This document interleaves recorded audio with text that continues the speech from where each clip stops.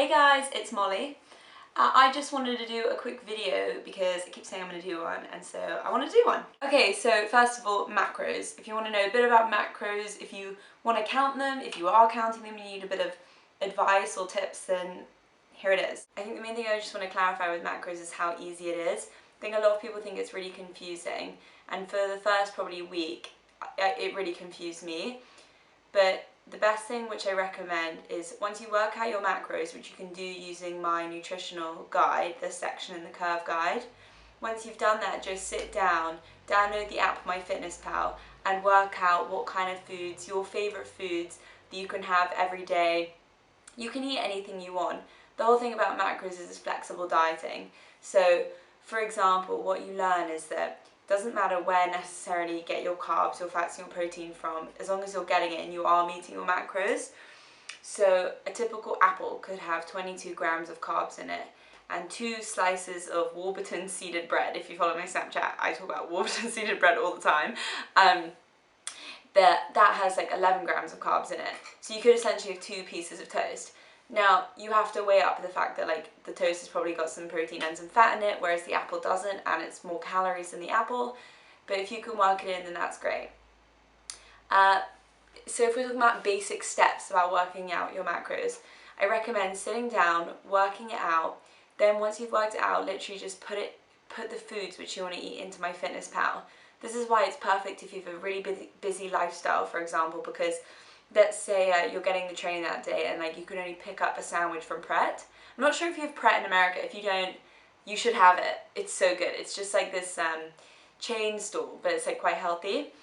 So if you're in a rush and you need to get like a tuna baguette, for example, they do amazing tuna baguettes. I literally love them so much with mayo and they're like this big. Then you just add in, okay, lunch, I'm gonna have a tuna baguette sandwich. Then if you head to nutrition on the diary page on MyFitnessPal, after you've entered in your goals, how many calories you're going to have every day and the macronutrients, which you can work out in the nutritional guide, and it also has tips about specifically how to do that. Then if you go to nutrition, there are 3 bars, proteins, fats and carbs. Those are macronutrients. There are also ones underneath like sodium, cholesterol, I think is one of them, I'm not sure, sugar. You can more or less ignore those as long as you're getting the protein, fats, carbs and your calories. Now when you head to nutrition, after having entered that you're having that sandwich for the day, there are 3 lines and they're blue. And the blue, the sandwich will have taken up a certain amount of space on each blue line on fats, carbs and protein, because the sandwich is made up of what? The bread, carbs, could be fat as well in there. The mayo, which is fat and carbs as well. Then you have the tuna, which is just basically protein, and some cucumber, which is a bit of carbs, but like cucumber is nothing. And so it's taken up some space. The space which is left is a space which you need to fill up. So you'll fill that up at breakfast, snacks and dinner. So let's say you've got like a lot of space for protein left, then you know you can work around it. So you've got a lot of space for protein, not so much for carbs, for example, then I would recommend having eggs for breakfast because you know that's fats and protein. Let's say you know that you're somebody who craves sweet stuff before you go to bed. Then I would recommend adding in some carbs at nighttime, for example. Have like a banana or an apple, or my favourite is Greek yogurt with honey and blueberries, which I'm obsessed with and always stops my cravings. Another question which I've been asked quite a lot is, will I bulk if I do weights?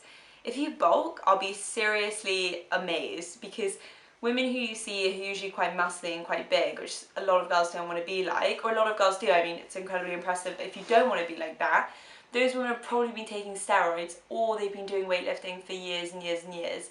I've been doing it since September. I've spoken to other girls who do weightlifting, who are experienced weightlifters, who've done bikini competitions and everything, and they want to grow muscle so much, and they do everything they can. They take lots of protein powders, increase their calories like mad, and it's so difficult for women because we just don't have the testosterone like men do. So we've really got to work hard. So you're not going to bulk, you'll be losing fat and you'll be building muscle, so you'll be toning up. Another important thing which I want to say is, even if you have been lifting weights for a while and even if you can lift heavy, you want to make sure you have quite a strong core before you push yourself like crazy. For example, I think it was in November, I was doing squats. This is an example of why technique is so important. And my core, it wasn't strong enough to be lifting the weight which I was lifting. I was lifting about 60 kilograms and my core literally couldn't take it. So it injured a bit of my lower back. Now it's fine, like it's totally healed. I left it for 2 weeks and it healed up. But you want to make sure that you're getting the technique on point. At the time I thought I was, but I actually wasn't getting the technique perfectly. So now I squat with a lot lighter to really strengthen up my core, which in time will mean I can squat a lot heavier with better technique. So anyway, at the time, I didn't realise that I hurt myself because my core wasn't strong enough and I was lifting too heavy.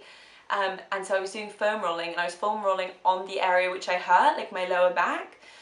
And it started hurting, and I thought it was because I was foam rolling in the wrong place. I mean, I highly doubt a foam roller is going to hurt you in any kind of way.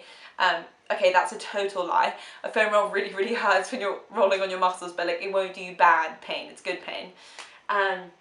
But foam rolling, you can basically roll on any kind of muscle. I usually look it up on YouTube, different places where to foam roll.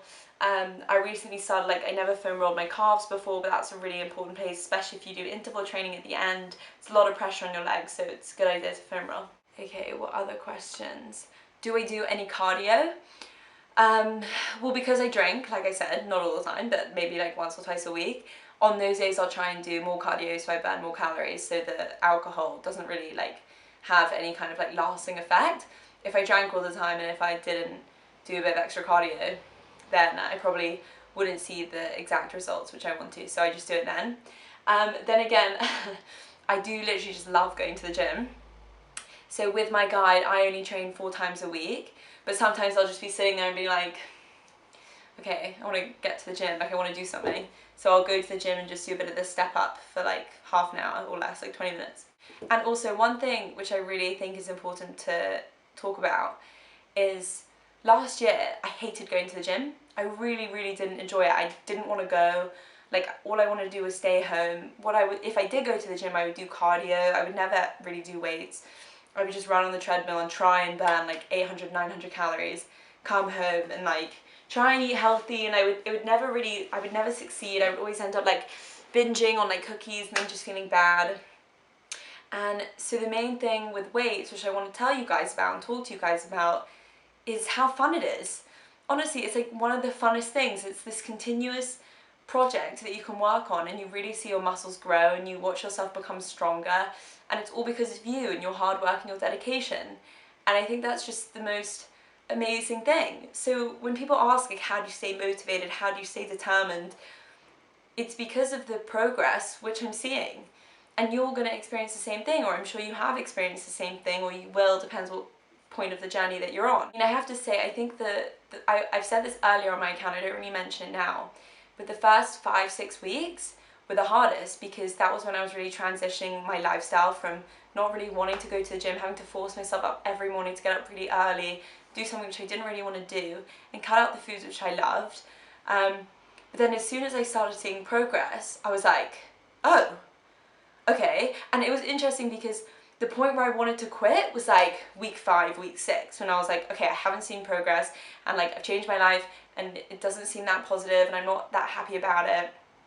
And then as soon as I was going to give up, I started seeing progress, and then I just became hooked, and I completely love it now. When it comes to how heavy your weight should be, it totally depends. Nobody's weights are going to be the same.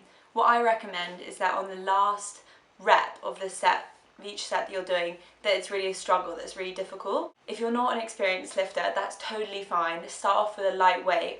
And what I do actually recommend is maybe going to the gym a week before, going through the guide each day and just getting a bit experienced with the weights. Because for example, when you start lifting weights, if your muscles aren't really used to it, they find it a bit hard. You've got to like teach them how to do the shape, how to do the technique.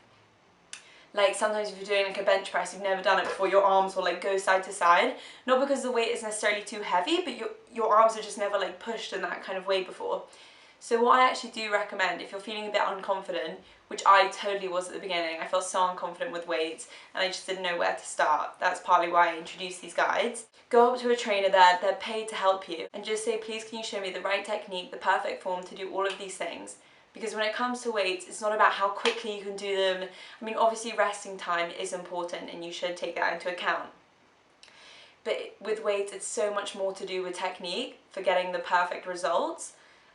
You don't want to hurt yourself, so just go through it slowly and make sure you're getting the form on point. So yeah, those are some questions. I hope they helped you guys out. If you have any more questions, please email me, drop me a message. If I take a few days to reply to emails, I'm really sorry. It's just because uni's probably like, it's usually because uni I have a lot of work on. Follow me on Snapchat, which is Progress Pure. I have a lot of fun on Snapchat. I just enjoy filming random things that happen in my day. But thank you so much for all your support, all the girls who have got the guides and who have started them. You're amazing, and I totally respect you for your determination, willingness to get into weights. I know how scary it can be. I was really intimidated by weights at the beginning. That's why I made the guide really clear, really simple for you to follow.